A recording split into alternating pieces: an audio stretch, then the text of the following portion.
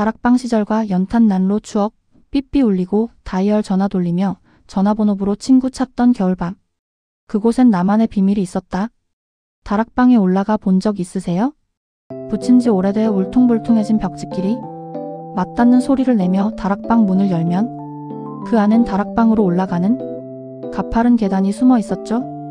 길지는 않지만 조심스레 올라가다 보면 그 계단 위엔 또 다른 세상이 열렸어요. 낮은 천장에 허리를 숙여야 들어가던 그 비밀의 공간, 뭐가 있는지도 모를 보따리들과 박스들, 1년에 몇 번만 쓰던 큰 상, 할아버지께서 담아두신 달큰한 모가주, 헌옷을 모아둔 보따리, 그리고 싸둔 지 오래된 특유의 헌 이불 냄새까지. 그곳엔 우리 추억이 조용히 잠들어 있었어요. 밤에 누워 자다 보면 천장에서 들리던 다다다다 소리, 그건 바로 쥐들이 다락방을 뛰어다니는 소리였어요. 쥐들이 뛰어다니던 소리가 천장을 따라 이리저리 흘러가던 그 밤, 무서워서 부모님을 꼭 껴안고 잠들곤 했죠. 요즘 아이들에겐 상상도 안 되겠지만 그 시절 다락방은 또 하나의 세상이었어요.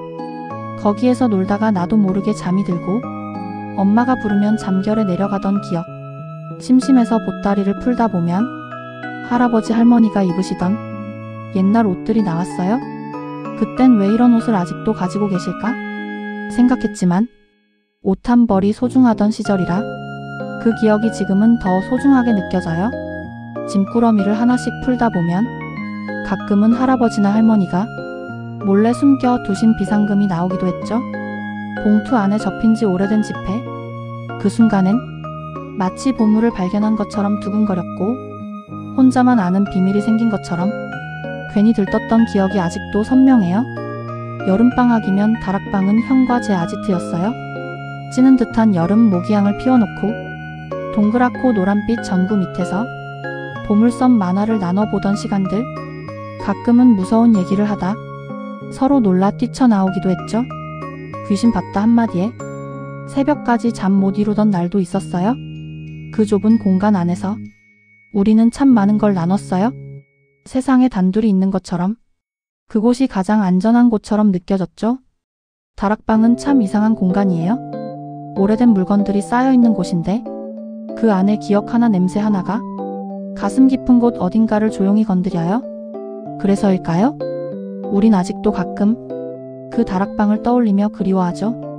지금은 아파트 천장 위에 그런 공간도 없지만 어쩌다 꿈속에서라도 그 다락방에 다시 들어간다면 어릴 적 내가 마중 나올 것 같아요. 먼지를 털고 그 시절을 한 장씩 꺼내보는 것. 그게 바로 우리 모두에게 남은 소중한 시간의 조각 아닐까요? 여러분의 기억 속에도 그런 다락방이 있으신가요? 그곳에서 꺼내보고 싶은 추억이 있다면 구독, 좋아요, 그리고 댓글로 함께 나눠주세요. 겨울 냄새만 나도 울컥하는 이유. 겨울이면 집 안가득 번지던 연탄 냄새, 그 냄새만 나면 따뜻했던 우리 집이 떠오른다. 어릴 적 우리 집 겨울은 연탄 냄새로 시작해 연탄재로 끝났습니다. 그땐 그게 그냥 겨울이었죠. 따뜻함의 상징이자 우리 가족의 생명줄 같은 존재. 아버지는 새벽마다 일어나 연탄 가리를 하셨고 나는 그 소리에 잠을 깨 아버지를 보곤 했습니다. 연탄불 위엔 항상 물이 끓었고 고구마도 구워졌고 가끔은 양은 냄비에 라면이 보글보글 끓기도 했죠. 그때 우리 집은 단칸방이었고 그 작은 공간에 부모님과 내 남매가 뒤엉켜 자곤 했습니다. 하루에 2장, 많으면 3장. 이상하게도 그 시절의 겨울은 지금보다 더 따뜻했던 것 같아요. 가끔씩 연탄가스에 취해 어지럽고 메스꺼운 날도 있었죠. 그럴 땐 어머니가 급히 창문을 열고 소리를 질렀어요. 얘들아, 다 일어나. 자면 안 돼. 연탄가스야. 그때는 어머니 소리에 많이 놀랐지만 지금 생각해보면 생사를 가르는 소리였습니다. 부엌 한켠에는 늘 연탄재 통이 있었어요. 재를 비우는 날이면 나는 고무장갑도 없이 그 까만 재를 퍼 담으며 연민의 묘한 성취감을 느꼈던 것 같습니다. 그러다가 아버지가 내게 등을 툭 치며 말하셨어요. 우리 집은 내가 있어서 든든하다. 그 한마디에 세상 다 가진 기분이 들었죠. 하지만 그런 겨울도 오래 가진 않았습니다. 도시가스가 들어오고 연탄을 배달하던 아저씨도 더 이상 오지 않게 되면서 우린 점점 연탄을 잊어갔습니다. 따뜻함은 버튼 하나로 켜지는 것이 되었고 아버지의 연탄 가리도 더는 필요 없었죠.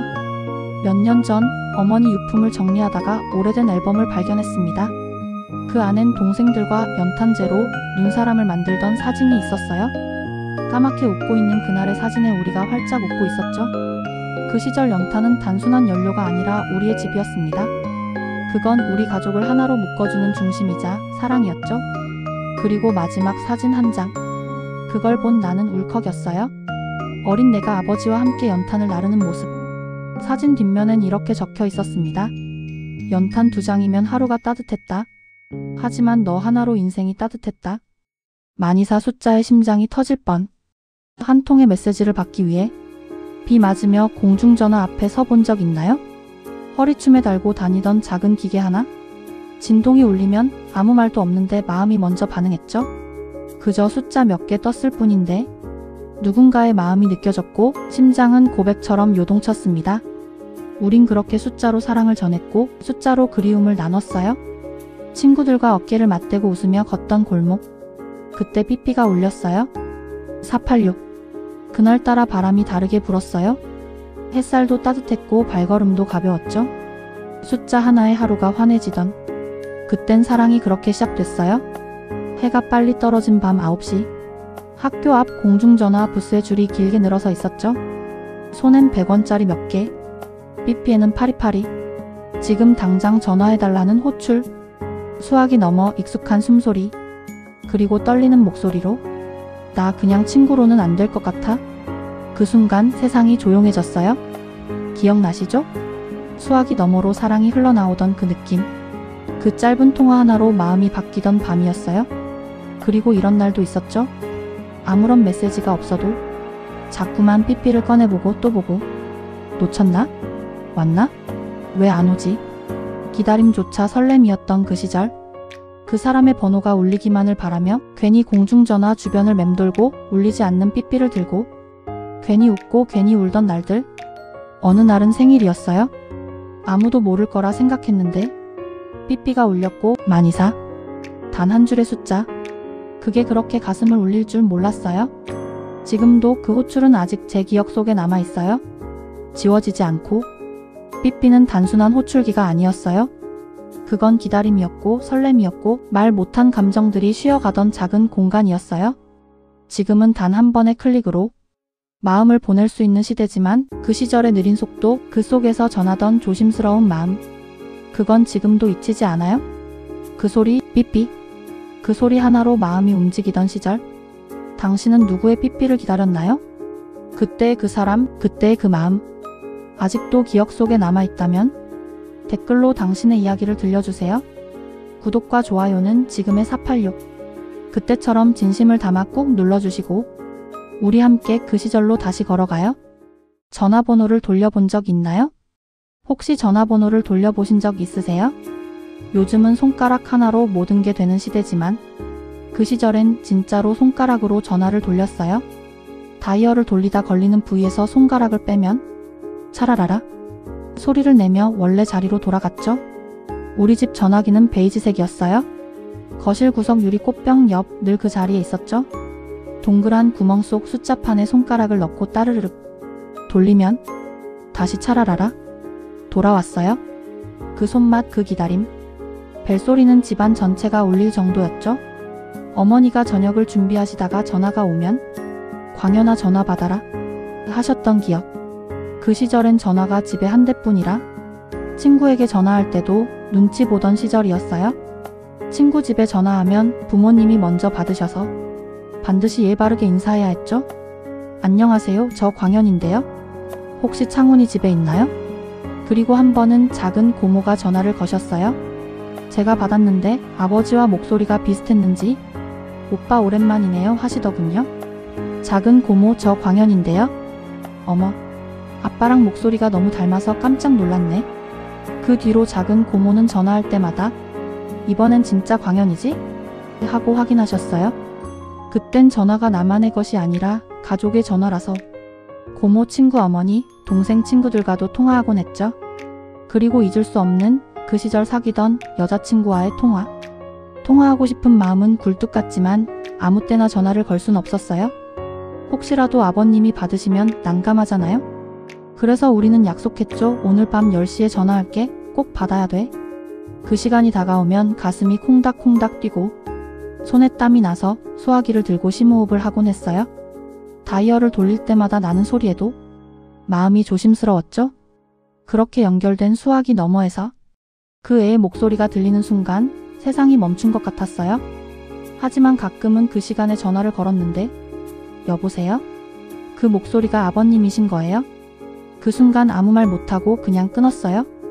그리고 천장만 바라보며 누워있던 밤들 풋풋하고 서툴렀지만 그 모든 게 설레었죠. 지금은 스마트폰 하나면 언제든 연결되지만 그 시절 전화 한 통은 마음을 준비하고 시간을 기다리며 그리움을 눌러 담아 거는 소중한 의식이었어요. 시간이 흘러도 그 베이지색 전화기와 다이얼 소리, 설레던 목소리는 마음속에 남아있어요. 혹시 여러분도 그런 기억 있으신가요? 그 시절 전화기 앞에서 웃고 울었던 이야기 댓글로 들려주세요. 좋아요와 구독 그리고 한 줄 댓글이 그 시절에 잘 지내? 같은 인사가 되어줄 거예요. 일단 펼쳐봐 모든 걸 알려줄게. 전화기 옆에 항상 놓여있던 두툼하고 낡은 책 한 권. 필요한 건 다 있었죠. 그 시절 우리 집에는 늘 전화번호부가 있었습니다. 서울편, 경기편, 그리고 전국편까지 책장 한가득 전화번호가 빼곡했던 그 책. 전화번호부는 단순한 안내 책자가 아니었어요. 그건 우리 가족의 백과사전이었고 때론 희망이었으며 친구처럼 곁에 있었죠. 전화번호부에는 공공기관, 은행, 학교, 병원 같은 대표 번호뿐 아니라 서울대병원 소아과 내선 번호와 경찰서 교통과 직통 번호 등까지 세세하게 담겨 있었어요. 어른들은 책을 펼쳐 필요한 곳에 전화를 걸었고 아이들은 그걸 펼쳐 이름 놀이를 했죠.